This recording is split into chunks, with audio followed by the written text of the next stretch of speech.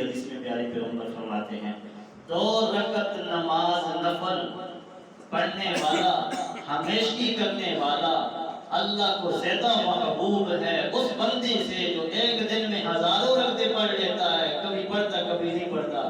اس سے زیادہ محبت اللہ نے اس بندے کے ساتھ جنہیں 2 پڑھنی ہے، روز پڑھنی ہے،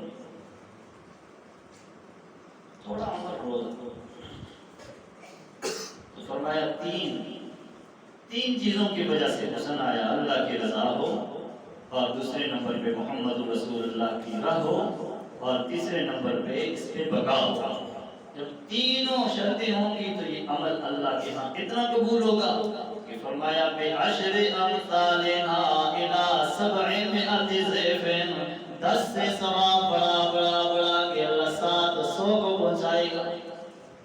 کچھ نمازی آتے ہیں 8واں حصہ ہوتا ہے نماز کا ملتا ہے، کچھ آتے ہیں 10واں حصہ مل جاتا ہے، کچھ 5واں چوتھا حصہ ہوتا ہے۔ صحابہ نے پوچھا اللہ کے نبی کی کچھ تھوڑا نماز تو سب نے پڑھی ہے، کچھ چوتھا کچھ 5واں 7واں 8واں۔ فرمایا یہ دار و مدار نمازیوں کی نیت پر ہے، کچھ کی نیت خالص ہوتی ہے اللہ کی رضا، کچھ کا پھر عمل ٹھیک ہوتا ہے سنت کے مطابق اونچ نیچ، اور کچھ ایسے ہوتے ہیں بس آیا گیا۔ تو اس لیے کچھ کا ثواب کم ہے، کچھ کا نماز زیادہ ثواب زیادہ ہے، کچھ ایسے بھی ہیں کہ کچھ ثواب نہیں، کالے کپڑے میں ڈال کے منہ پہ مار دیا۔ اللہ ہمارے عملوں کی حفاظت فرمائے۔ تو ان اللہ غفور، اللہ بخشنے والی ذات ہے۔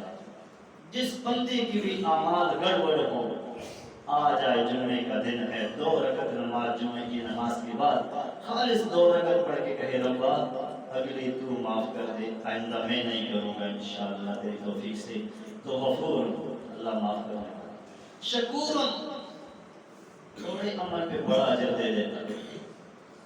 اللہ والا رات کو سوتا ہے تو خواب میں کیا دیکھتا ہے؟ کبھی اللہ سے بھی کرتے ہیں، خواب میں دیکھتا ہے کہ اعمال تل رہے ہیں، میدان حشر ہے، اعمال کو جب تولا تو نیکیوں والا پلٹا بیٹھنے کے بجائے اڑنے لگا، اور گناہوں والا پلٹا جھک گیا بیٹھ گیا، آنکھوں میں نظر آ گئی بات کہ میں تو ناکام ہو گیا۔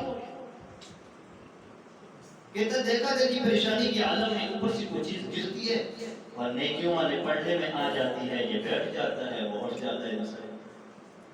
فَمَنْ ثَقُلَتْ مَوَازِينُهُ، جس کا معنی بھاری ہوتا ہے، فَهُوَ فِي عِيشَةٍ رَاضِيَةٍ، راضی ہو گیا۔ أَمَّا مَنْ خَفَّتْ مَوَازِينُهُ، عمل نامہ ہلکا ہوا، نیکیاں ہلکی ہو گئی، گناہ زیادہ ہو گئے، پھر نار الحامیہ، پھر ٹھکانہ اس کا بہت خراب ہوگا۔ اب جو ہی کوئی چیز آ کے گرتی ہے، یہ کہتی ہے کیا چیز گری ہے؟ تو فرشتے کہتے ہیں یہ آپ کے اعمال نامے میں کیف کف التراب القیتہ فی قبر مسلم، مسلمانوں قبر میں جب کسی کو دفن کرتے ہو تو ایک مٹھی مٹی اٹھا کے تم نے اس پہ ڈال دی تھی، آج یہ نیکی اوپر سے آ کے گری، تیرا کام نہ ہو گیا۔ کف التراب القیتہ فی قبر مسلم، یہ ایک مشت بھری مٹی ہے جو تم نے اپنے مسلمان بھائی کو قبر میں دفن کرتے وقت ڈالی تھی۔ ہے تو چھوٹی سی نیکی لیکن کتنی مشکل وقت میں کام آ گئی، اسی کو کہتے ہیں شکور ذات، بدلہ ایسا دیتا ہے، چھوٹے پہ بدلہ اتنا بڑا دے دیتا ہے۔ اشراق کی نماز پڑھنے والے کے بارے میں کہا اس کو اللہ حج کا ثواب، حج عمرے کا وہ بھی قبول کا ثواب دے۔ حالانکہ حج کرنے والے کے لیے نہیں لکھا وہ قبول ہو گیا، فضیلت بہت بڑی ہے کہ اللہ تعالیٰ اسے پاک کرے گا، لیکن یہ گارنٹی نہیں کہ قبول ہو گیا۔ کیا کرتے ہیں؟ پیسے میں بڑا مسئلہ ہے، نیت میں بڑا مسئلہ ہے، طریقے میں بڑے مسئلے ہیں۔ اشراق کی نماز جو 4 رکعتیں جو ہوتی ہیں، یہ بندہ جو کہ عام نماز پڑھتے ہی رہتا ہے اسی طرح کی نماز ہے، کوئی نئی ترتیب تو ہے نہیں، اس پر اتنا بڑا وہی دیتا ہے۔ کیا پوچھو، ماں باپ کو پیار کی نگاہ سے جب فجر کے بعد بندہ دیکھ لیتا ہے، میری امی شکر اللہ، میرا ابو شکر اللہ، پیار سے دیکھ لیتا ہے، میرے نبی نے فرمایا ایک نظر پہ اللہ اس کو حج عمرے کا ثواب دے گا، ایک نظر پہ۔ اللہ صحابہ کے درجے بلند فرمائے، سارے جن کے بولے، جو آمین نہیں کہتا بڑا کنجوس ہے، اتنا مجمع نیکی کر رہا ہے، یہ نیکی میں کنجوس ہے۔ اللہ صحابہ کے درجے بلند فرمائے، سارے نہیں بولے۔ اللہ صدیق کے درجے بلند فرمائے، اللہ عمر کے درجے بلند فرمائے، اللہ عثمان کے درجے بلند فرمائے، اللہ علی کے درجے بلند فرمائے، اللہ حسن کے درجے بلند فرمائے، اللہ حسین کے درجے بلند فرمائے، اللہ معاویہ کے درجے بلند فرمائے، اللہ معاویہ کے درجے بلند فرمائے، اللہ صحابہ سب کے درجے بلند فرمائے۔ اللہ کے نبی اپنی امی کو اپنی ابو کو 10 بار دیکھے تو 10 حج کا ثواب ملے گا۔ اللہ کے نبی نے فرمایا دن میں 100 بار دیکھے 100 حج کا ثواب ملے گا۔ ماں باپ کی قدر کرو گے کہ نہیں کرو گے؟ چھوٹا سا عمل ہے الشکور، شکور اللہ کا نام ہے۔ اللہ ایسی شکور ذات ہے کہ چھوٹے عمل کو بڑا بنا کے ثواب بڑا عطا کر دیتے ہیں۔ قربانی کرنے کی فضیلت جب اللہ کے نبی نے بیان کی تو فرمایا بال بال کے برابر نیکی ہے۔ آپ نے گائے ذبح کی تو بال ہے، آپ نے بکری ذبح کی تو بال ہے، بھینس ذبح کی تو بال ہے، تو بال بال کے برابر۔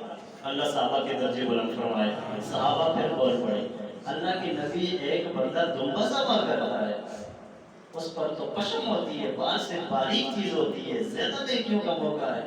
تو اللہ کے نبی نے فرمایا اللہ ادھر بالوں کا اجر دے گا، اللہ ادھر اون کے ساتھ اجر دے گا۔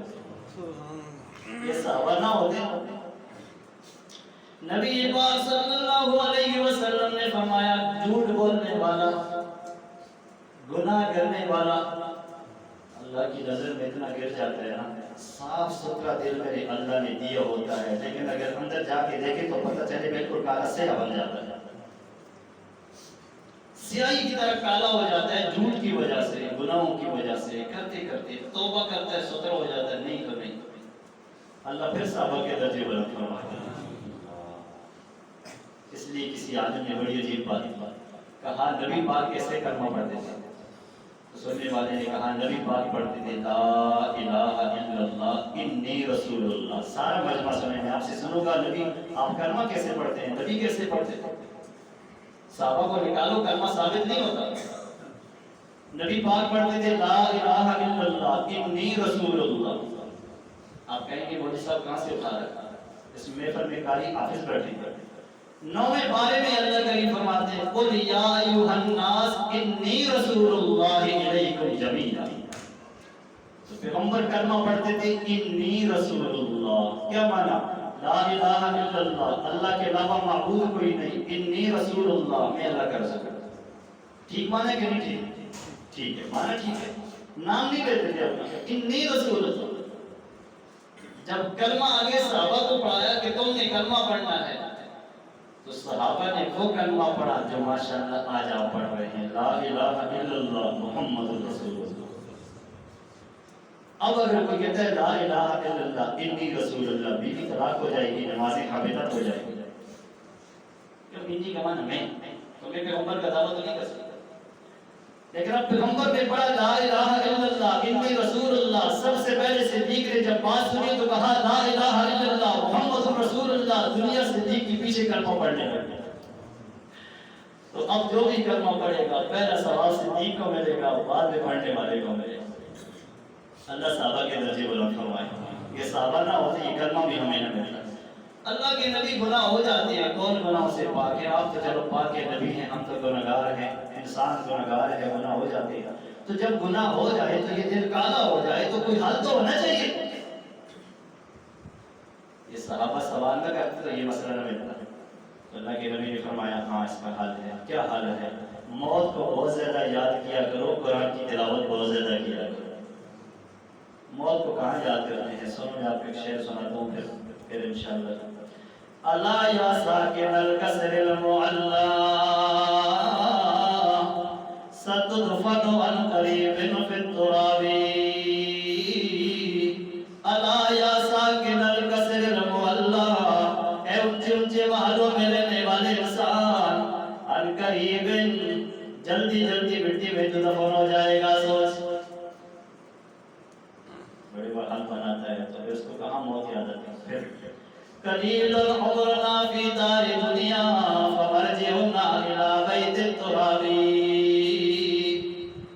جو ہم نے ہمیشہ کا گھر بنا کے سوچ لیا ہے ادھر تھوڑا ہم نے رہنا ہے لیکن مٹی کے گھر میں زیادہ رہنا ہے۔ لہو ملک ینادی کل یوم، ہر دن فرشتہ اعلان کرتا ہے، ہر دن، یہ مسئلہ بھی سنو۔ ملک ینادی کل یوم ولدوا الموت وبنون الخرابی، بچے پیدا کرو موت کے لیے، مکان بناؤ تم خراب ہونے کے لیے۔ یعنی اے محل والے، تو نے سوچ لیا میں نے ہمیشہ رہنا ہے، تو اتنا سوچ جتنا میں نے رہنا ہے اتنی تیاری کر۔ نمبر دو، تو سوچتا ہے کہ میں دل رہوں گا، اس سے تو قدر زیادہ رہے گا۔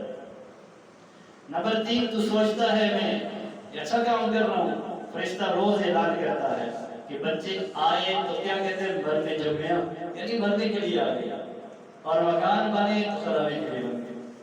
بادشاہ وقت نے مکان بنائے، اشعار لوگ اس لیے کہتے ہیں نا کہ کچھ لوگ بالکل دنیا میں پڑے، بادشاہ نے محل بنایا تو محل بنا کے ایک کو کہتا ہے آ دیکھ میرا محل کس طرح ہے، اس نے بڑے پھول باندھے جی بڑا سونا ہے، اور جی آج میرے محل کیسا ہے، ادھر سے آ جائے۔ گنتے گنتے لاکھوں بندے آئے، سب نے کہا بڑا سونا محل ہے جی، بہت خوبصورت محل ہے، وہ بادشاہ وقت آپ نے بنایا ہے۔ بہلول جیسا فقیر محتاج اللہ والا شخص ہے، اس نے آگے دیکھا، بادشاہ نے کہا کیسا محل ہے؟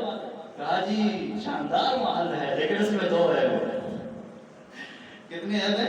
بادشاہ کو غصہ لگا کہ لاکھوں بندوں نے ایب کوئی نہیں نکالا، ایک مولوی صاحب ایب نکالتے ہیں، مولوی صاحب قرآن والی بات کر رہے ہیں گڑبڑی لگتی ہے، تو کہا دو ایب ہیں۔ ایک ایب یہ ہے یہ محل دن گزرتے گزرتے کمزور ہو جائے گا، ختم ہو جائے گا، پرانی ہو سے ختم ہو گئی۔ نمبر دو، اس کا مالک آپ ہیں، آپ مر جائیں گے، محل کا مالک بھی کوئی، مالک بھی گیا محل بھی گیا۔ کتاب سامنے رکھیے، آنکھیں کھل گئی، اور آنکھیں کھل کے کہنے لگا میں تو پورا دن رات لوگوں کو بلا بلا کے نمائشی کراتا رہا، اگر اصل حقیقت یہ ہے تو مجھے اس جان کی تیاری چاہیے جس جہان میں نے رہ کے رہنا ہے۔ اتنے بڑے بادشاہ کو سوچ آ گئی، ہماری مخلوق کو سوچ نہیں آتی۔ واخر دعوانا الحمدللہ رب العالمین۔